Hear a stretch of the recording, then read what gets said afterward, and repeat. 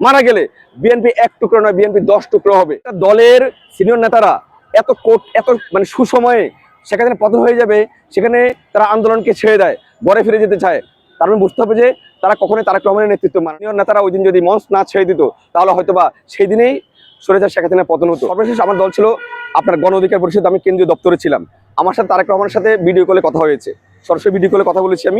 আমি তাকে প্রশ্ন করেছিলাম তখন যে এই মুহূর্তে আপনার যে সিনিয়র 28শে অক্টোবর আপনার একটা ইতিহাস জানেন যে 2023 সালের আমি নিজে ছাত্রলীগ দ্বারা আক্রান্ত হয়েছি, অজ্ঞান হয়ে গেছি।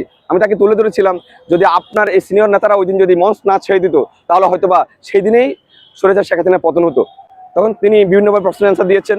তো আমি বলতে চাচ্ছি যে যেখানে একটা দলের সিনিয়র নেতারা এত মানে সুসময়ে সেখানে পতন হয়ে যাবে, সেখানে তারা আন্দোলনকে ছেড়ে দেয়, ঘরে ফিরে যেতে চায়। তার মানে বুঝতে হবে যে তারা কখনোই তারেক রহমানের নেতৃত্ব মানে না। তারা এখানে চালাকি করে রয়ের এবং আওয়ামী লীগের খপ্পরে পড়ে তারা কিন্তু আন্দোলনটাকে বানচাল করেছে। অতএব আমার মনে হয় বেগম খালেদা জিয়া মরে গেল এই সিনিয়র নেতারা খুশি হবে এবং তারেক রহমান ফিরে না আসলে সিনিয়র নেতারা খুশি হবে। কারণ তারা এখানে অনেকগুলো, আমি নাম বলতে চাই না, এই গ্রুপ রয়েছে, ওই গ্রুপ রয়েছে, এই ভাই রয়েছে, ওই ভাই রয়েছে। মানে তারা চায় যে আমি চেয়ারম্যান হব, আমি প্রধানমন্ত্রী হব, আমি রাষ্ট্রপতি হব। বেগম খালেদা জিয়া কেন রাষ্ট্রপতি হবে? বেগম খালেদা জিয়া কেন মানে তারেক রহমান কেন প্রধানমন্ত্রী হবে? এমন সমস্যা তাদের মধ্যে ভুগছে। তারা এমন চিন্তা ভাবনা করছে না, তারেক রহমান বিদেশে বসে বসে স্কেপিতে কথা বলছে, আমরা লড়াই করেছি, আমরা কন্ট্রোল করছি, আমরা প্রধানমন্ত্রী হবো, আমরা রাষ্ট্রপতি হব। অতএব আমি মনে করছি যে এই সিনিয়র নেতাগুলোর কারণেই তারেক রহমান দেশে আসছেন না এবং আজ প্রধানমন্ত্রী যে বেগম খালেদা জিয়া অসুস্থ রয়েছেন তার কারণ হচ্ছে তারাও দায়ী। কারণ জেলখানা বন্দী রয়েছেন, কোনো আন্দোলন নাই, কোনো আন্দোলন নাই।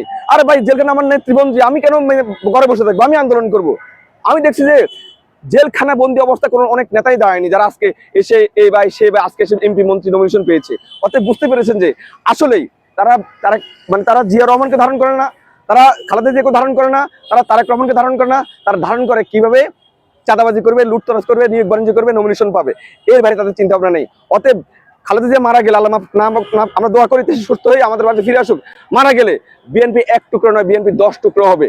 এই গ্রুপ সেই গ্রুপ, বিভিন্ন গ্রুপ, আব্বাস টাব্বাস মিলে অনেকগুলো গ্রুপ হয়ে যাবে। দেখবেন যে বিএনপির আর কোনো তারেক জিয়া রহমান বলতে কিছুই নেই। এখন আব্বাস রহমান হয়ে যাবে, তখন মির্জা রহমান হয়ে যাবে, তখন সব রহমান আলাদা আলাদা হয়ে যাবে। এই হচ্ছে যে অবস্থা। অত বুঝতে পেরেছেন না, খুবই কষ্টের বিষয়। আমি বলতে চাই বেগম খালেদা জিয়া সুস্থ হয়ে ফিরে আসুক, তাকে আমরা রাষ্ট্রপতি হিসেবে দেখতে চাই এবং তারেক রহমান তার মায়ের কাছে আসুক, সে আগামীতে প্রধানমন্ত্রী হওয়ার স্বপ্ন দেখুক এবং আমরা সেটার পাশে আছি ইনশাল্লাহ।